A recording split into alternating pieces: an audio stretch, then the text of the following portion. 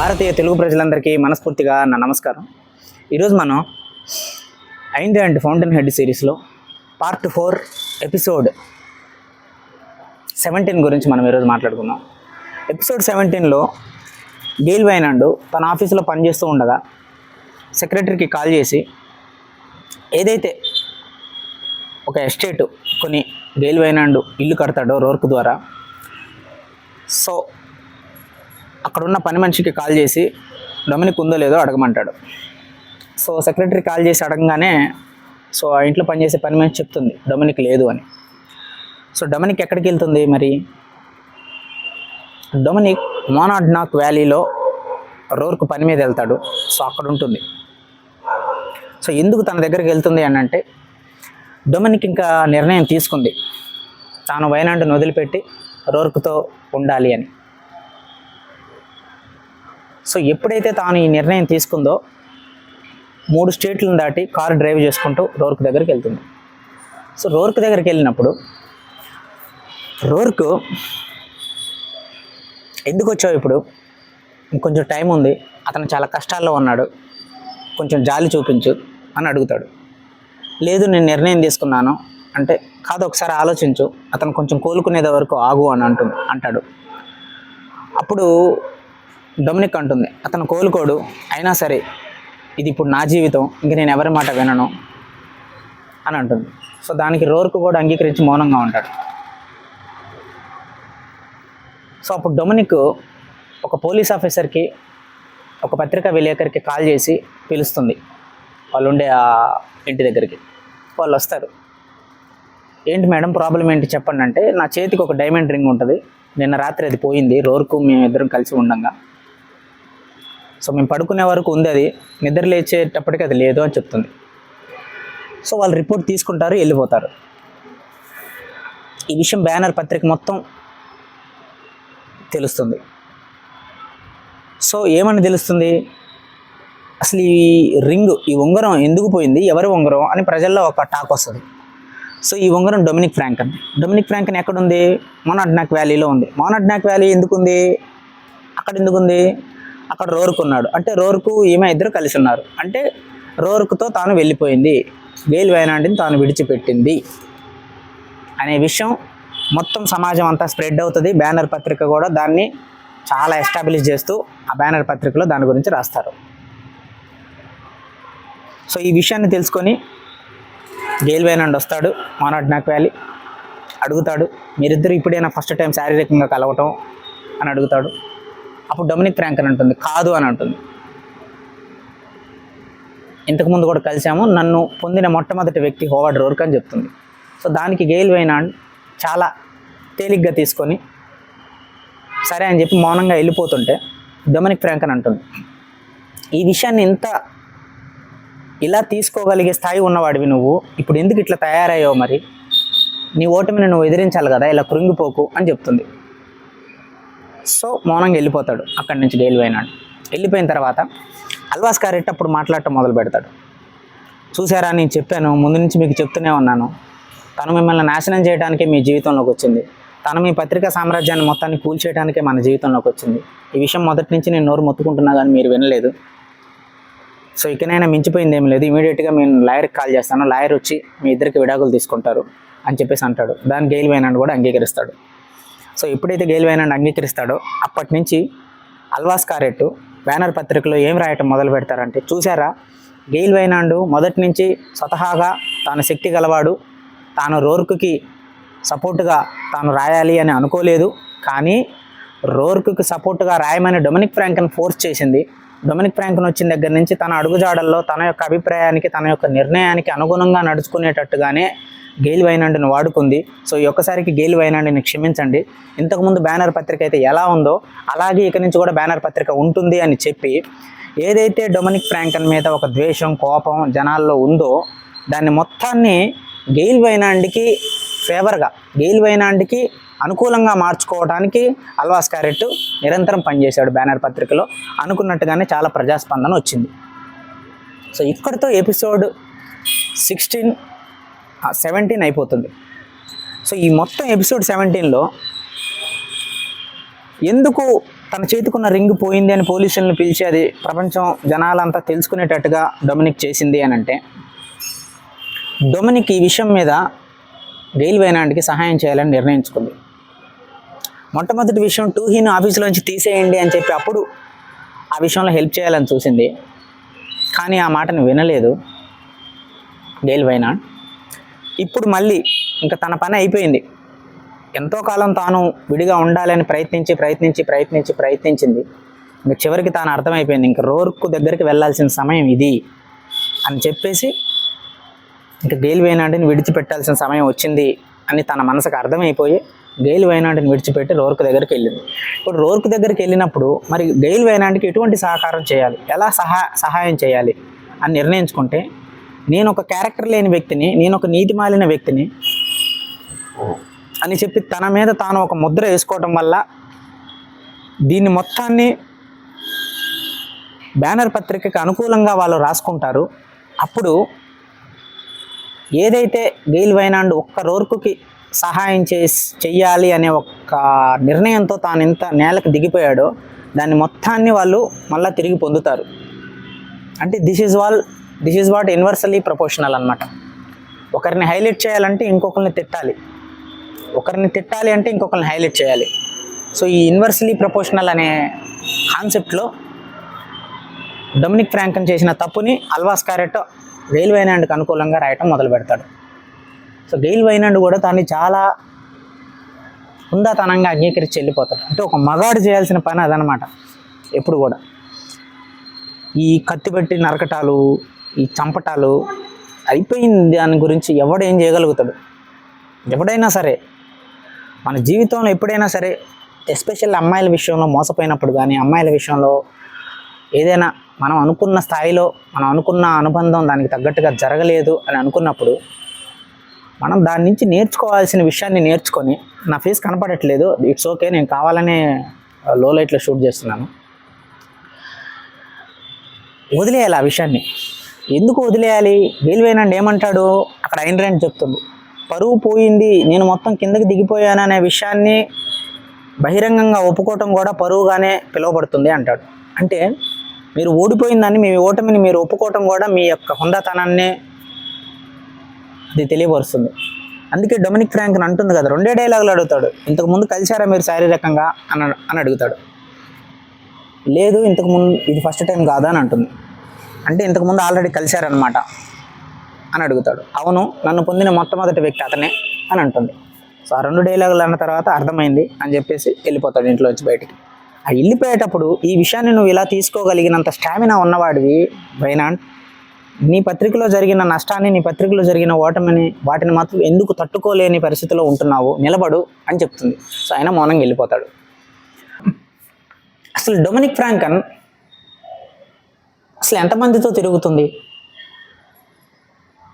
Peter kidding first time కలిసి తనను ముద్దు పెట్టుకునేటప్పుడు, నేను ఇంతకుముందు ఎవడన్నా ముద్దు పెట్టుకున్నాడా అంటే చాలామంది పెట్టుకున్నారు, నాకు నువ్వైనా, అల్వాస్ కారెట్ అయినా, లూయిస్ హెయిర్ అయినా సరే, ఎవరైనా సరే నాకు అందరూ ఒకలాగే అనిపిస్తారు అని అంటుంది.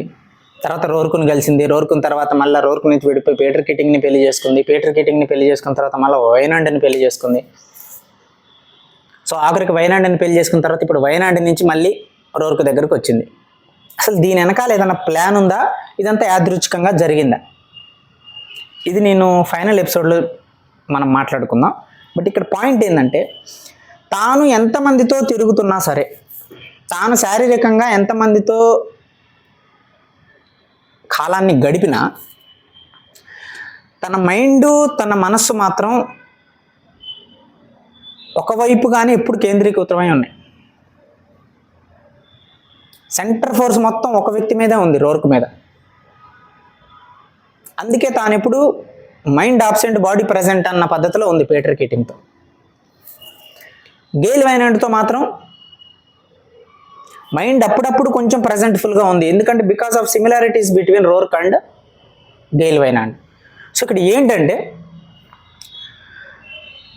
డొమినిక్ ఫ్రాంకన్ యొక్క క్యారెక్టర్ యొక్క తత్వం ఎలాంటిదంటే, తాను క్యారెక్టర్ అని ఏదైతే మనం అనుకుంటున్నామో, డొమినిక్ ఫ్రాంకన్ దృష్టిలో క్యారెక్టర్ అనేది మనసుకు సంబంధించింది, మనిషి లోపల ఉండే నిజాయితీకి సంబంధించి మానసికమైన విలువలే తన క్యారెక్టర్గా ఫీల్ అవుతుంది, కానీ శరీరం పరంగా తను క్యారెక్టర్ లాగా ఫీల్ అవ్వట్లేదు డొమినిక్. ఎందుకంటే that is her character. Dominic Franklin యొక్క డిజైనింగ్ అట్లా జరిగింది, క్యారెక్టర్ డిజైన్. తాను మనసు పరంగా మాత్రమే క్యారెక్టర్ అనేది మనసుకు సంబంధించింది, మానసిక ఆలోచనకు సంబంధించింది అనే విధంగానే డొమినిక్ ఫ్రాంక్లిన్ చూస్తుంది, కానీ శరీరానికి సంబంధించి క్యారెక్టర్ని తాను డిసైడ్ చేయట్లేదు.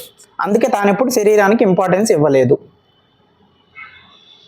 ఇప్పుడు దీన్ని మనం మన భారతీయ సమాజానికి తగ్గట్టుగా మనం ఎట్లా ఆలోచించుకోవాలి? ఇది ఇక్కడ వర్కౌట్ కాదు. ఎందుకంటే ఈమె బుక్ రాసిన వ్యక్తి రష్యను, ఈమె పెరిగింది మొత్తం అమెరికాలో. అక్కడ కల్చర్, అక్కడ సొసైటీ వేరు. మన దేశంలో ఉండే కల్చర్ వేరు, మన దేశంలో ఉండే సొసైటీ వేరు. ఇక్కడ ఇట్లా ఒకరిని పెళ్లి చేసుకుని ఇమీడియట్గా విడిచిపెట్టి మళ్ళీ ఇంకొకరిని పెళ్లి చేసుకొని మళ్ళీ అక్కడి నుంచి అటు వెళ్ళిపోతే ఇక్కడ సమాజం వేరేలా రియాక్ట్ అవుతుంది, దానికి వేరే పేర్లు పెడతారు ఇక్కడ. కానీ దిస్ ఈజ్ డిఫరెంట్ ఇక్కడ. అంటే మనిషికి అన్నం, ఆకలి, నిద్ర, ఎమోషన్స్ అనేవి అవి మొత్తం ప్రపంచానికి సంబంధించిన భాషలు. కానీ ఆచారాలు, సంస్కృతి అనేవి ఒక్కొక్క ప్రదేశానికి తగ్గట్టు మారుతాయి. సో ఆ కైండ్ ఆఫ్ కల్చర్కి తగ్గట్టు డొమినిక్ పాత్ర అనేది రాయబడింది. స్వచ్ఛత అనేది మనసుకు సంబంధించింది కానీ శరీరానికి కాదు అనే ఒక డిజైనింగ్లో ఉంటుంది తాను. అందుకోసమే మొదటి నుంచి కూడా ఎవరితో ఉన్నా సరే రోర్క్ మీద మాత్రం తన మనస్సు, హృదయం మొత్తం ఏకరీతిగా రోర్క్ మీదే ఉంటుంది. అందుకే ఎప్పుడు ఎటుపోయినా సరే రోర్క్ మీదనే ఆలోచిస్తూ ఉంటుంది. ఇది మొదటి విషయం. 2, ఎందుకు కోర్ట్లాండ్ పేల్ చేసినప్పుడు ఎందుకు రోర్క్ అసలు డొమినిక్ ఫ్రాంక్లిన్ ఇన్వాల్వ్ చేశాడు? ఇప్పుడేమో డొమినిక్ ఫ్రాంక్లిన్ వైనాండ్ పత్రికలు మొత్తం ఇంకా లొంగిపోయాక ఆపోజిట్ మెంబర్స్కి కానీ అక్కడ ఉండే బోర్డు మెంబర్స్కి ఇంకా రోర్క్ కోసం నువ్వు పోరాటానికి వీలు లేదు అని వాళ్ళందరూ అడిగినప్పుడు గెయిల్ వైనాండ్ లొంగిపోతాడు. ఎప్పుడైతే గెయిల్ వైనాండ్ లొంగిపోతాడో ఆన్ ద స్పాట్ ఇమీడియట్గా తాను వెళ్ళిపోతుంది రోర్క్ దగ్గరికి. వెళ్ళి ఒక బంగారం ఏదో పోయినట్టుగా కంప్లైంట్ ఇచ్చి ఆ బంగారం పోయింది అనే కాన్సెప్ట్లో వీళ్ళిద్దరి మధ్య రిలేషన్షిప్ ఉందని ప్రపంచం మొత్తానికి తెలియజేసి అది బ్యానర్ పత్రికలో వాడుకోవడానికి ఒక న్యూస్ ఇచ్చింది తను. ఇటువైపు రోర్క్ ఏమో తాను కోర్ట్లాండ్ బిల్డింగ్ని పేల్చేసేటప్పుడు చిన్న వాచ్మెన్ అక్కడి నుంచి సేవ్ చేయడం కోసం డొమినిక్ ఫ్రాంక్లిన్కి ఒక పాత్ర ఇచ్చి నువ్వు అలా చెయ్యి, పేలినప్పుడు వచ్చి కారులో కూర్చో దెబ్బలు తగిలినట్టుగా అని చెప్తాడు. These are the 2 major factors we have to understand. ఏంటి ఆ ఫ్యాక్టర్స్ అంటే, తాను గనక రోర్క్ గనక కోర్ట్లాండ్ బిల్డింగ్ పేల్ చేసినప్పుడు డొమినిక్ ఫ్రాంక్లిన్ గనక ఇన్వాల్వ్ చేసి ఉండకపోయి ఉంటే ఆ బాంబ్ ఎప్పుడైతే పేలిందో ఆ పేలిపోయిన మరుసటి క్షణం వైనాండ్ని ఆన్ ద స్పాట్ వదిలేసి పరిగెత్తుకుంటూ వచ్చి రోర్క్ దగ్గర ఉంటుంది. ఎప్పుడైతే రోర్క్ దగ్గర ఉంటుందో చెప్పులు లేని వాడి వెంట అప్పులు ఉన్నవాడి వెంట నడవద్దంటారు కదా. ఎందుకంటే చెప్పులు లేని వాడి వెంట వెళ్తే ముళ్ళు మనకు కూడా గుచ్చుకుంటాయి, అప్పులు ఉన్నవాడి వెంట వెళ్తే మనల్ని కూడా వాడితో నువ్వు తిరుగుతున్నావు కదరా, నీకు వాడు ఎక్కడ ఉన్నాడో తెలుసని మనల్ని కూడా ఇన్ఫర్మేషన్ అడుగుతారు. యాజ్ పర్ దట్ సైకాలజీ తనను కనుక నేను ఇన్వాల్వ్ చేయకపోతే ఖచ్చితంగా వచ్చి నా దగ్గర ఉంటుంది. ఇప్పుడు నేను పడే కష్టాలు, ఈ కోర్టు, ఈ పోలీసులు, ఈ విచారణ అన్నిటిలో తనను కూడా ఇన్వాల్వ్ చేస్తారు. She will face the difficulties. అంటే తనని ఆ విచారణకి సంబంధించి కానీ, ఆ పోలీసులకు సంబంధించి కానీ, ఆ నేరానికి సంబంధించిన విషయాలలో తనని ఇన్వాల్వ్ చేయకుండా తనని కాపాడటానికి తనకు ఒక పాత్ర ఇచ్చాడు అక్కడ. తను డైనమైట్ పెట్టి పేల్చేసే బిల్డింగ్ ప్లాన్లో తనకు ఒక పాత్ర ఇచ్చాడు.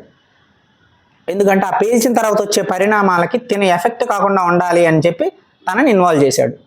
తిని ఎలా ఎఫెక్ట్ కాకుండా ఉంటుంది అంటే ఈ కోర్టు విచారణలో కానీ, పోలీసుల విచారణలో కానీ, సమాజం అందరూ రోర్క్ని అటాక్ చేస్తున్నప్పుడు కానీ, ఇంతమంది రోర్క్ని అటాక్ చేస్తున్నారు అనే విషయంలోంచి తాను బాధపడకుండా ఉండటానికి తనని ఇన్వాల్వ్ చేశాడు.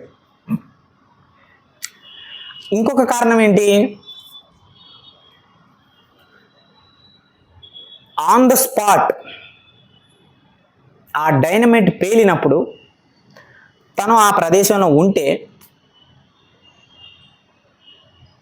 రోర్క్ చేసిన పనికి తాను ప్రత్యక్షంగా సాక్షిని అని, ప్రపంచానికి రోర్క్ ఎట్లా ఎదురు తిరిగాడు అనే ఒక యాక్షన్కి డొమినిక్ ఫ్రాంక్లిన్ ప్రత్యక్ష సాక్షి కాబట్టి తాను ప్రపంచాన్ని చూసి ఇంకా భయపడకుండా ఉండే ఒక యాటిట్యూడ్ని, రోర్కుకి ఏం జరుగుతుందో అని ఎప్పుడు నిరంతరం ఆందోళన పడి రోర్కుకు ఒంటరిగా, రోర్కు నుంచి దూరంగా పరిగెత్తుకుంటూ పోయే ఆ భయాన్ని తాను గెలవగలదు.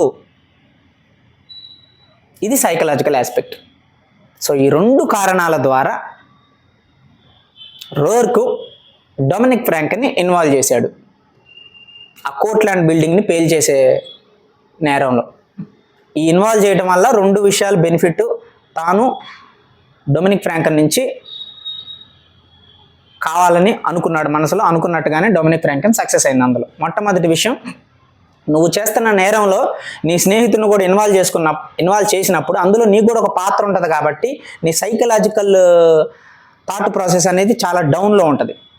ఎందుకనంటే నువ్వు భయపడవు, ఎందుకంటే నువ్వు కూడా ప్రత్యక్షంగా చేసావు కాబట్టి, దాన్ని ప్రత్యక్షంగా చూసావు కాబట్టి ఇంకొకటి చెప్తుంటే ఇంకా దాన్ని నువ్వు విని టెన్షన్కి గురయ్యేంత స్థితికి నువ్వు వెళ్ళవు. 2, తనను కనుక ఇన్వాల్వ్ చేయకపోతే తను డైరెక్ట్గా రోర్క్ దగ్గరకు వస్తుంది, అప్పుడు తన కూడా ఇబ్బందులు పాలవుతుంది. ఇదంతా ఈ పేల్చిన తర్వాత కోర్టు, పోలీసులు, విచారణ వీటన్నిటికీ కొంచెం టైం పడుతుంది, ఒక 2-3 నెలలైనా పడుతుంది. ఈ 2-3 నెలల్లో ఇక్కడ తను మొత్తం కుంగిపోయి దిగాలుగా పడిపోతుంది కిందకి. ఏది ఫస్ట్ స్టోర్డ్ టెంపుల్ విచారణలో జరిగినట్టుగానే. అందుకే తాను అంటాడు రోర్క్ ఏమని, ప్రపంచాన్ని పట్టులో నువ్వు ఎప్పుడు ఉండకు, ఇప్పుడున్నట్టుగా దానికి లొంగిపోకు, అది నిన్నుగా నేను నేర్చుకొనివ్వాలి, అందుకే నేను నిన్ను వదిలేస్తున్నాను, నువ్వు వెళ్ళిపో అంటున్నాను, నా దగ్గర ఉండొద్దు అని చెప్తున్నాను. ఏ రోజైతే నువ్వు నేర్చుకుంటావో, ఈ ప్రపంచం పట్టు నుంచి నువ్వు బయటకు వచ్చి దీనికి లొంగకుండా నువ్వు ఎప్పుడైతే ఉంటావో అప్పుడు నీకు దారి ఎలా వెళ్ళాలని అర్థమైతే ఆ దారి దొరికినప్పుడు మళ్ళీ నా దగ్గరకు వస్తావు అని అంటాడు. అనుకున్నట్టుగానే కరెక్ట్గా ఇన్ని రోజుల సమయానికి తనకి దాన్ని రుజువు చేయాలని ఆ ప్లాన్లో ఇన్వాల్వ్ చేస్తాడు. ఇటువైపు డొమినిక్ ఎందుకు మరి ఇప్పుడు ఈ దొంగ ప్లాన్ క్రియేట్ చేసింది అని అంటే, ఇప్పుడు డొమినిక్ సమయం వచ్చింది, నేనేం చేసినా నువ్వు మాట్లాడొద్దు అని చెప్పి ఒక బంగారం పోయినట్టుగా దాన్ని సృష్టించి, ఆ బంగారం పోవటం వల్ల ఈ బంగారం అసలు ఎవరిది అంటే డొమినిక్ ఫ్రాంక్లిన్ది. డొమినిక్ ఫ్రాంక్లిన్ ఎక్కడుంది అంటే మోనాట్నాక్ వ్యాలీలో ఉంది. మోనాట్నాక్ వ్యాలీలో ఎందుకు ఉంది అంటే రోర్క్తో ఉంది. రోర్క్ ఎవడు అంటే డొమినిక్ ఫ్రాంక్లిన్ యొక్క ప్రేమించిన వ్యక్తి. అంటే వీళ్ళిద్దరికి ఇంతకుముందే ప్రేమ ఉంది, ఓకే, వీళ్ళిద్దరూ ప్రేమించుకున్న వ్యక్తులు, ఓకే. అందుకే వైనాండ్ విషయంలో తాను మోసం చేసి వెళ్ళిపోయింది. అంటే వైనాండ్ని కిందకి దిగటానికి, వైనాండ్ని రోర్క్ తరపుగా పోరాడమని చెప్పడానికి తాను ప్లాన్ చేసి డేల్ వైనాండ్ని తన చెప్పు చేతుల్లో పెట్టుకొని తనకు నచ్చినట్టుగా పని చేయించేలా చేసింది అనే ఒక కంటెంట్ పత్రికకు దొరుకుతుంది. ఆ కంటెంట్ ద్వారా వైనాండ్ తిరిగి తన యథాస్థానాన్ని పొందుతాడు. This is what entire intention behind these both people plans. అది. సో ఇక్కడితో ఎపిసోడ్ 17 అయిపోయింది. సో ఇంకా 3 ఎపిసోడ్లు ఉన్నాయి. కొంచెం స్లోగా చేస్తా, ఎందుకంటే ఈ లాస్ట్కి వచ్చినప్పుడు ఒక్కొక్క క్యారెక్టర్ యొక్క మెయిన్ ఇంటెన్షన్ ఏంటి అనేది మళ్ళీ స్లోగా ఒకసారి వెరిఫై చేయాలి. నిన్న నేను ఎల్స్వర్త్ M2 గురించి 16 ఎపిసోడ్లో మాట్లాడుతున్నప్పుడు మీకు గుర్తుందా, ఫర్ ద ఫస్ట్ టైం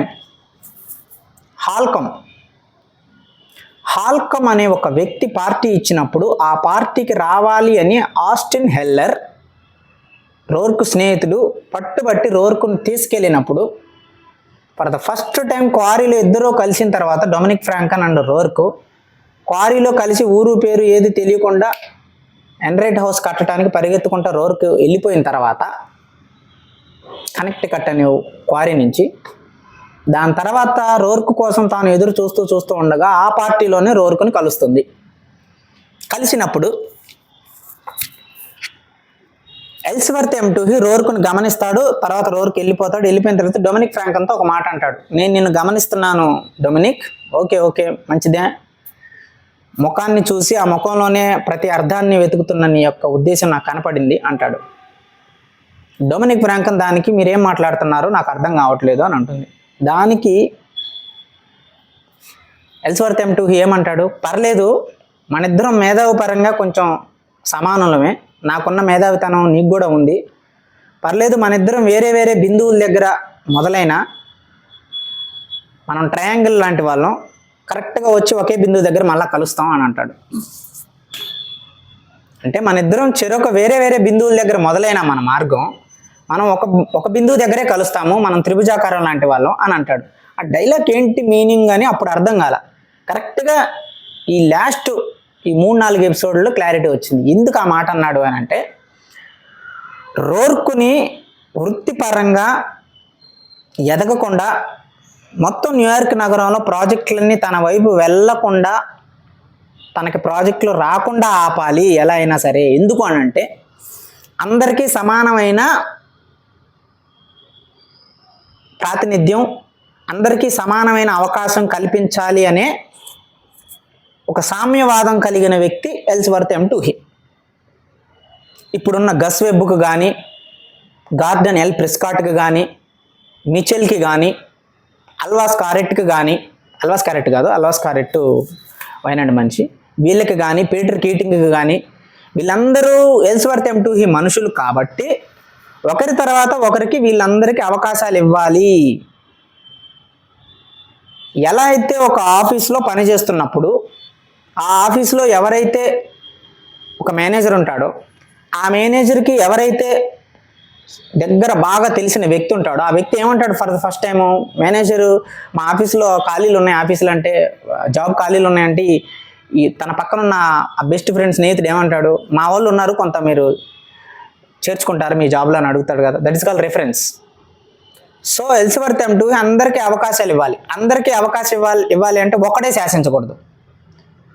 శాసించకూడదు అంటే వాడి వృత్తిలో వాడిని అడ్డుకోవాలి. వాడి వృత్తిని వాడు అడ్డుకోవాలంటే వాడికి ప్రాజెక్టులు రాకుండా చేయాలి. సో ఫైనల్లీ రోర్కుకు ప్రాజెక్టులు రాకుండా ఆపటానికి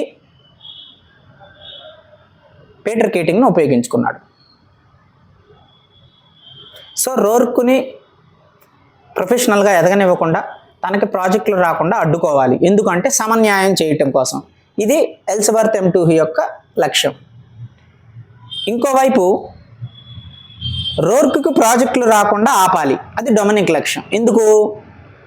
ప్రతి ప్రాజెక్టు రోర్కుకు కనుక వస్తే ఈ స్టోర్డ్ టెంపుల్ లాగానే ఖచ్చితంగా తన వర్కులోనో తను చేసే పనిలోనో సమాజంలో వ్యతిరేకత వచ్చి, ఆ వ్యతిరేకత వచ్చిన ద్వారా అవి కోర్టులకు వెళ్తుంది. ఆ కోర్టులకు వెళ్తే కేసులు వేయటము, రోర్కి ఇలా పోలీస్ స్టేషన్ల పాలు, కోర్టుల పాలయ్యి రోడ్ల పాలవుతాడు. సో అలా అతను జరగకుండా కాపాడాలి అని అంటే, ఎవరైతే ప్రాబ్లమాటిక్గా ఒక సాంప్రదాయ పద్ధతిలో తన యాటిట్యూడ్కి, తన యొక్క వర్క్కి, పనిలో ఉన్న నైపుణ్యాన్ని, పనిలో ఉండే ఒక స్వధర్మాన్ని అర్థం చేసుకోలేని మోస పద్ధతిలో పోయే ప్రాజెక్టుల్ని తనకి రాకుండా ఉండటం కోసం కాపాడుతూ ఉంటుంది. These are the 2 aspects. ఇద్దరూ వేరే వేరే దారులు ఇద్దరివి, కానీ ఇద్దరు ఏ పాయింట్ దగ్గర కలుస్తారు? రోర్కుకు ప్రాజెక్టులు రాకుండా ఆపాలి అనే పాయింట్ దగ్గర మనం ఇద్దరం కలుస్తాము అని అన్నాడు ఎల్స్వర్త్ M2 తనదైన డిఫరెంట్ స్టైల్లో, తనదైన పద భాషలో. మన ఇద్దరం చెరొక బిందువు దగ్గర మొదలవుతాం. ఏ బిందువు? రోర్కుకు ప్రాజెక్టులు రాకుండా ఆపడం అనేది నా ఉద్దేశం. ఎందుకంటే ప్రతి ప్రాజెక్టుకి వెళితే ఆ ప్రాజెక్టులో ఏదైనా వాళ్ళ సాంప్రదాయ పద్ధతికి నచ్చని వర్క్ ఏదైనా జరిగితే కనుక రోర్కు మీద కేసులు వేస్తారు. సో రోర్కు డిఫేమ్ అయిపోతాడు. అందువల్ల రోర్కుకి ఏది అనవసరం ఆ ప్రాజెక్టులో రాకుండా ఆపాలి. This is Dominic Franklin plan. అందరికీ సమన్యాయం చేయాలంటే రోర్కును ప్రొఫెషనల్గా ఎదగకూడదు, అంటే రోర్కుకి ప్రాజెక్టులు రాకుండా ఆపేయాలి. ఇది ఎల్స్వర్త్ M2 యొక్క ప్లాన్. సో ఇద్దరు చెరొక బిందువు దగ్గర బయలుదేరారు. వారి ఇంటెన్షన్స్ వేరు. చివరగా ఒక బిందువు దగ్గర వాళ్ళు కలుస్తారు. ఏంటి అది అని అంటే, ఇద్దరి లక్ష్యం వాళ్ళకి రోర్కుకి ప్రాజెక్టులు రాకుండా చేయాలి. ఇది ఎక్కడో పార్ట్ 2లో ఉన్న డైలాగ్ ఇది. అంటే పార్ట్ 4లో రియలైజేషన్ వచ్చింది. So this is what the main intention of Ellsworth M2 words. So చూద్దాం మనం. ఎపిసోడ్ 18 and 19, 20 ఉంది. సో మళ్ళీ మనం నెక్స్ట్ ఎపిసోడ్లో కలుద్దాం. అప్పటి వరకు సెలవు. నేను రాకింగ్ రవి. జై హింద్, జై భారత్.